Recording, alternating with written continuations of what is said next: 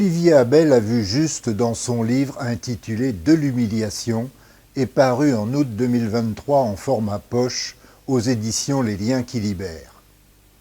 Les analystes, éditorialistes, chroniqueurs et experts finissent par nous imposer leurs idées si l'on n'y prend pas garde.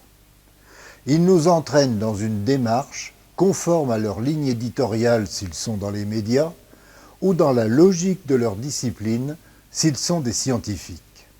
Ce n'est évidemment pas un reproche. Que peut-on attendre d'un spécialiste des sciences politiques, sinon de disséquer l'opinion et la vie politique? Pourtant, une approche transversale de notre société permet une prise de distance salvatrice. C'est tout l'objet de l'ouvrage d'Olivier Abel. Olivier Abel est philosophe et fils de pasteur.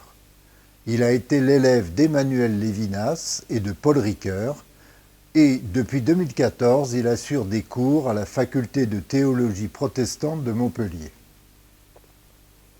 Une phrase du livre m'a particulièrement interpellé, tant elle synthétise bien l'ensemble du propos.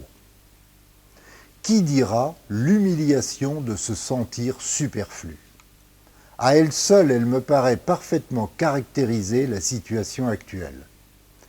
Elle touche le cœur du problème dans une implacable vérité. Le fonctionnement de notre société entraîne en effet de multiples humiliations. L'auteur les décline, qu'il s'agisse des rapports entre les générations, des rapports entre les femmes et les hommes, des relations entre les employeurs et les salariés, entre les différents niveaux d'une hiérarchie, on peut observer des germes de l'humiliation. La difficulté réside dans leur mesure et leur profondeur. Comment savoir le degré d'humiliation ressenti? Comment percevoir à quel point les blessures sont ancrées?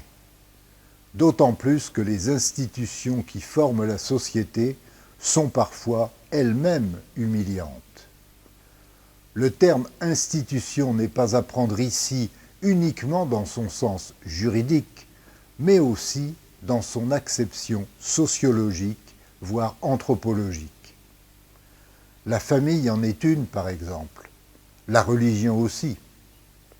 Et de ces situations et de ces relations humiliantes naissent ainsi l'amertume et le ressentiment.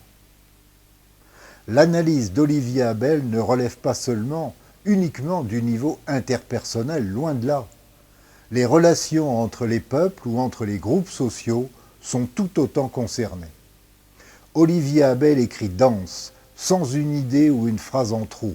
Le texte est tranchant, chirurgical presque. L'éclairage est direct et cru. Un livre décapant qui offre néanmoins des perspectives. À nous de les saisir.